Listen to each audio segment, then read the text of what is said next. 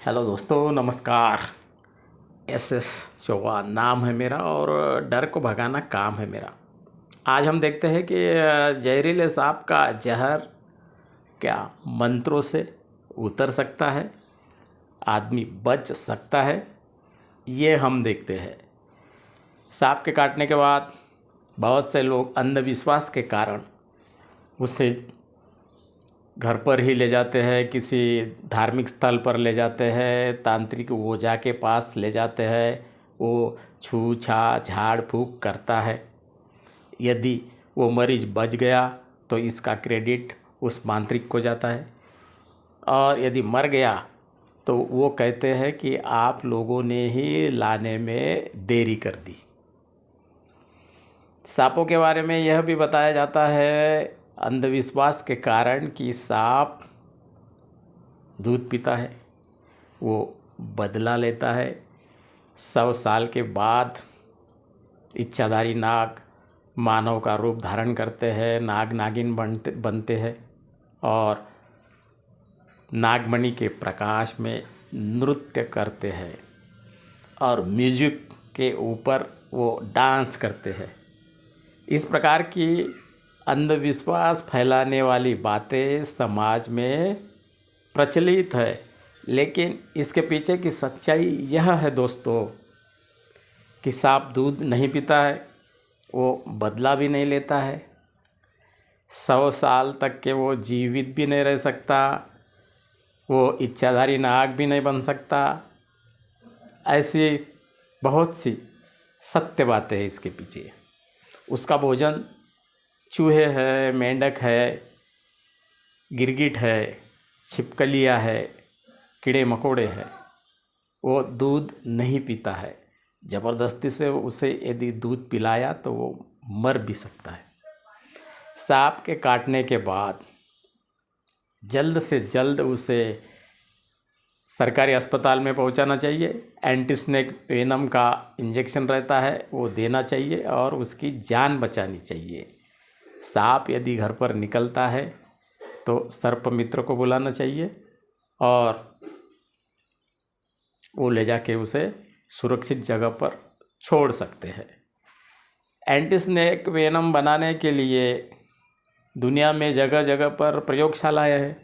Australia में भी reptile park है, वहाँ सांपों का विष जमा करते हैं और एंटी स्नेक वेनम बनाकर दुनिया में भेजते हैं जगह जगह पर। विश्व में एक वर्ष में 1,20,000 लोगों को सांप काटता है और उसमें उनकी मृत्यु हो जाती है।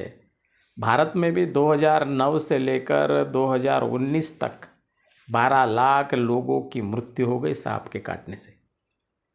बरसात के दिनों में सांप निकलता है।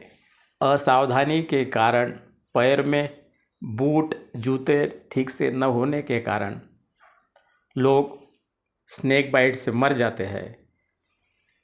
वैज्ञानिकों ने संशोधन करना चाहिए, घुटने तक जूते बनाना चाहिए, लाइट वेटेड।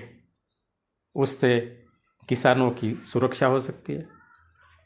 सांप किसानों का मित्र है, क्योंकि हजारों लाखों टन अनाज चूहे बर्बाद कर देते हैं। उन चूहों को पकड़ने का, खाने का काम सांप करता है।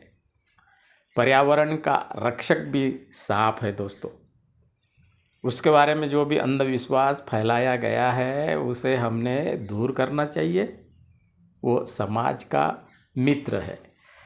सांप के काटने के बाद उसको अस्पताल में न ले जाकर गाँवठी इलाज यदि कोई ज़बरदस्ती से करवाता है तो उसके ऊपर भी कार्रवाई हो सकती है। महाराष्ट्र में 2013 में एक कानून बनाया गया है, जादू टोना विरोधी कानून। ऐसा कोई यदि करता है तो उसको 6 माह से लेकर के 7 वर्ष तक की सज़ा होती है और 5,000 से 50,000 तक का जुर्माना भी होता है। भारत में भी एक कानून है, 1972 में बनाया गया, वन्य जीव सुरक्षा कानून। उसके अंतर्गत कई प्रकार के जीवों को पकड़ना, मारना परेशान करना दंडनीय अपराध है दोस्तों। परिसर को सुरक्षित रखने का काम सांप करते हैं। एक तरफ हम तो सांप को मित्र मानते हैं, देवता भी मानते हैं, लेकिन जिंदा सांप यदि दिखता है तो उसे मार डालते हैं। ऐसा नहीं करना चाहिए।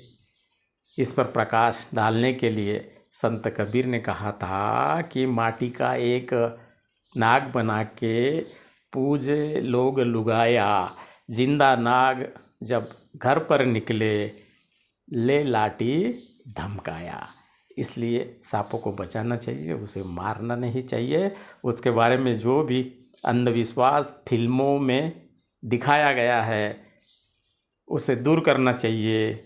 वो चमत्कारी प्राणी नहीं है, उसमें किसी भी प्रकार की कोई भी शक्ति नहीं होती है। यह भी हम लोगों ने समझना चाहिए।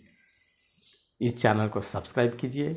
वीडियो यदि अच्छा लगा तो इसे लाइक कीजिए, शेयर कीजिए।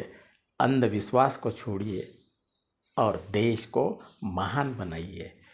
धन्यवाद।